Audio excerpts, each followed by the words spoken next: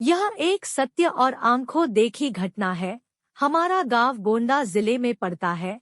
यह उस समय की बात है जब गांव में 18 से 19 साल की उम्र में सब लड़कों की शादी हो जाती थी। उनमें से एक मेरा मित्र रमाकांत भी है। उसकी शादी 3 साल पहले हो चुकी थी और अब उसका गौना भी आ गया था। उसकी बीवी बहुत निडर थी। उसको मैं निडर इसलिए बता रहा हूँ कि उसकी निडरता एक दिन बहुत भारी पड़ गई थी। 3 से 4 साल पहले तक गांव की अधिकतर औरतें सुबह सुबह उठकर लोटा लेकर नित्यक्रिया के लिए कोई खेत में तो कोई खुले मैदान में जाती थी। वो भी जब गांव के पुरुष लोग सो रहे हो तब जाती थी। कुछ दिन बीत गया तो अब रमाकांत को एक सुंदर सी बेटी हुई। बेटी अभी 8 महीने की थी। उस समय उसकी बीवी सुबह सुबह अकेले उठकर खेत में चली गई और अपने सासू माँ को या फिर अपनी जेठानी को भी नहीं जगाया। वह अकेले ही चली गई क्योंकि वह तो बहुत निडर थी। लेकिन उस समय वह ना तो हाथ में चक्कू और ना ही माचिस लिया। जिस घर को बच्चा पैदा होता है उसके 1 साल तक उस घर की औरत को बाहर अकेले नहीं भेजा जाता, वह भी सुबह सुबह बिना किसी को साथ लिए, क्योंकि उस औरत पे भूत प्रेत इन लोगों का साया जल्दी पड़ता है। लेकिन वह अकेले गई थी। तभी वहां बेल का पेड़ लगा था। उस पर एक चुड़ैल घूम रही थी जो इसके साथ नहीं आना चाहती थी, लेकिन फिर भी वह आ गई। जब रमाकांत की औरत खेत से आई तो लौटा फेंककर पलंग पर बैठकर गाना गाने लगी।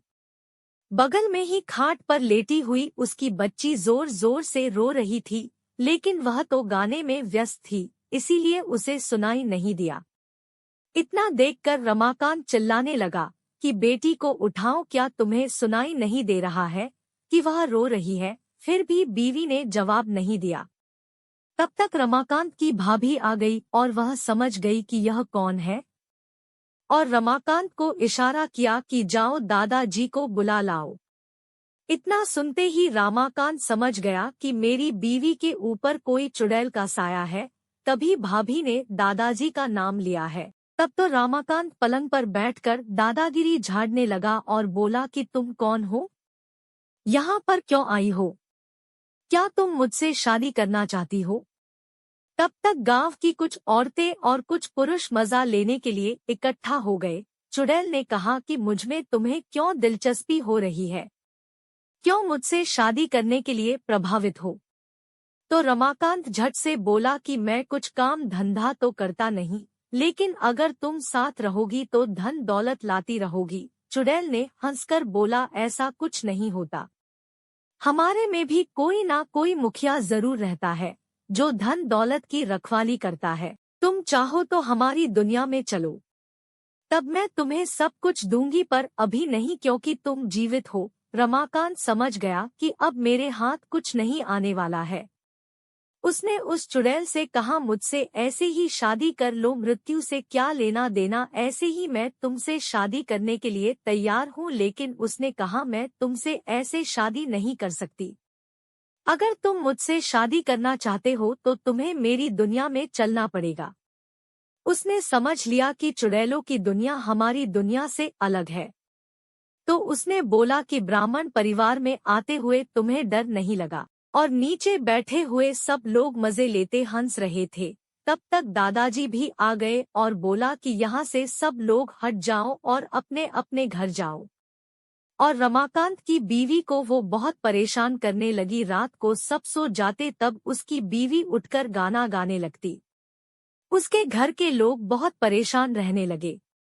रमाकांत एक रात उसको देख रहा था कि वो क्या करती है। रात में जब सब लोग सो रहे थे वो उठी और अपने बेटी को उठाया और जमीन पर पटकने वाली थी। इतने में रमाकांत आकर बेटी को ले लेता है और दूसरे दिन सुबह सारी बातें अपने घर वालों को बताता है।